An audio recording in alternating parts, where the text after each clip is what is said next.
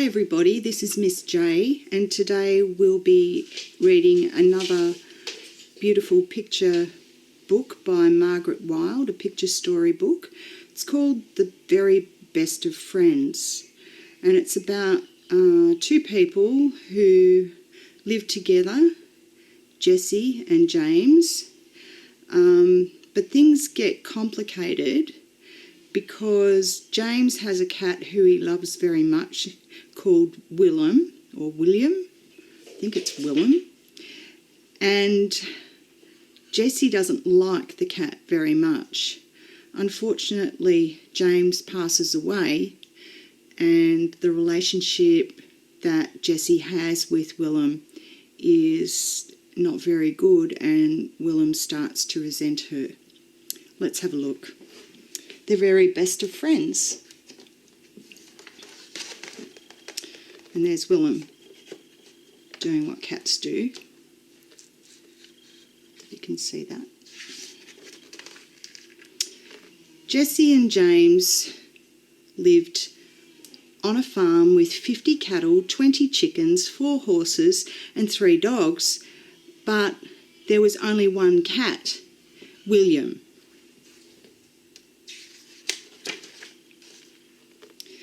James liked cats, but Jessie didn't.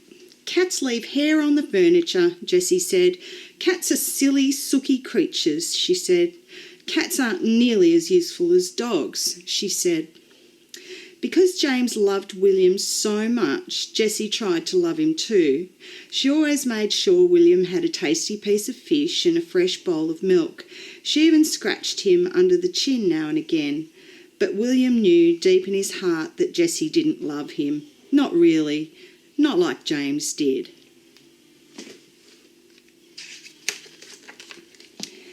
William was careful not to bother Jessie too much. He tried very hard to show her that even cats can be useful. At the front gate there was an old fridge for a letterbox. Every morning William watched the postman put letters in the freezer, junk mail in the meat tray, telegrams in the butter box, and parcels everywhere else. William meowed loudly to let Jessie know there was mail, but Jessie didn't seem to understand what he was trying to tell her. She just said crossly, "Stop that dreadful caterwauling. Off with you now, off." So off William would go, off to find James. The two of them were the very best of friends. Together they ploughed the fields and mucked out the stables and dropped bales of hay for the cattle. But William always made sure he was inside the truck when Boss the Bull came near.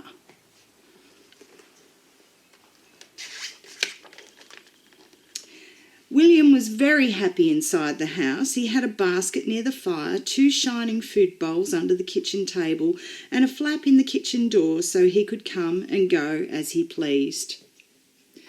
In the evenings, Jessie wrote letters to her 101 pen friends, and James watched TV. William snuggled on James's lap and purred like an engine. And late at night, when Jessie and James were fast asleep, William jumped onto the bed and slept on James's feet. James said he was better than a hot water bottle any day.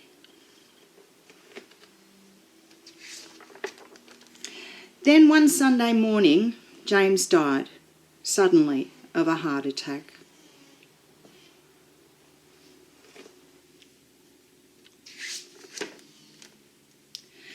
Jessie cried a lot when she thought no one was looking, and William spent his days lying on the bales of hay in the truck, waiting for James to feed the cattle.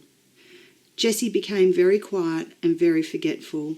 She didn't write any letters and she didn't collect the mail, even though William meowed extra loudly. She didn't keep his bowl full of milk, and she never scratched him under the chin anymore. It was a long time since William had purred like an engine. He tried rubbing his head against Jessie's legs, but she didn't seem to hear him or see him.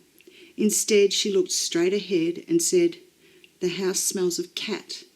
I think you should stay outside from now on."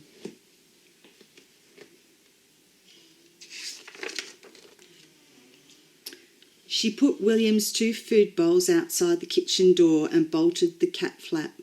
She put his basket next to the tractor in the shed and said, "From now on you can sleep here. It's warm in the shed and you will soon get used to it." William didn't like sleeping in the shed. It was dark and lonely. It smelled of paint and petrol and chicken manure. He didn't like being shut out.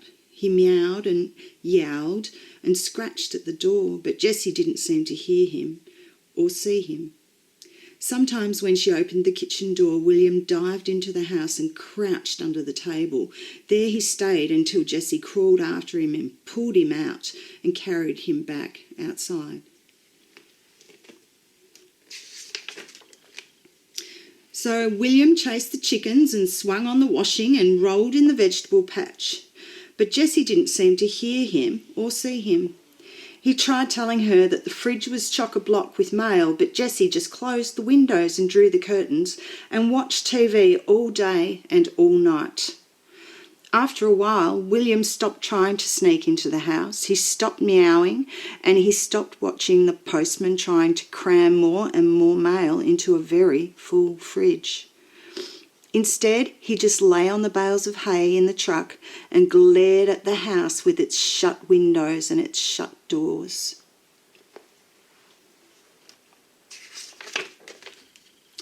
And late at night, William prowled the country roads and fought with cats and hunted anything that moved. He grew mean and lean and he hated everything and everyone.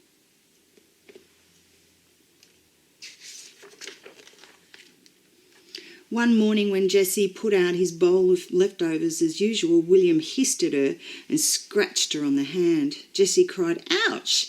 and sucked her hand. She stared at William. "Why'd you do that?" she asked. She stared harder at him. William looked mean and lean. He had a torn ear and a bald patch in his fur. He didn't look a bit like James's cat anymore. Jessie left the kitchen door wide open while she bathed her hand and put on a band-aid. Then she did 3 things. First, she unbolted the cat flap. Then she brought in William's 2 grubby food bowls, washed them and put them under the kitchen table. Last of all, she fetched his basket from the shed and put it near the fire.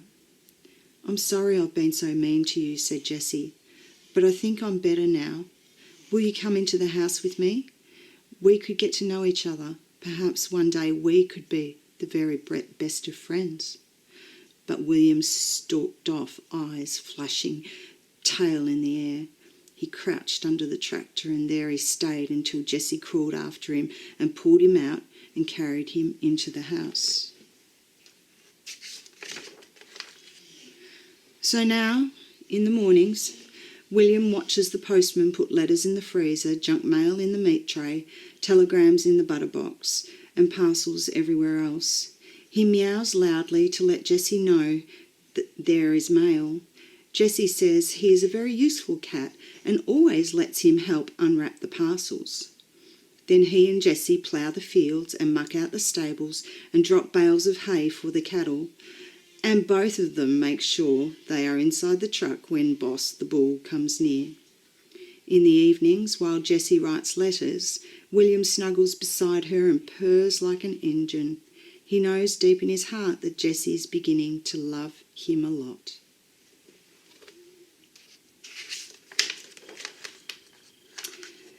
And late at night, when Jessie is fast asleep, William jumps onto the bed and sleeps on her feet.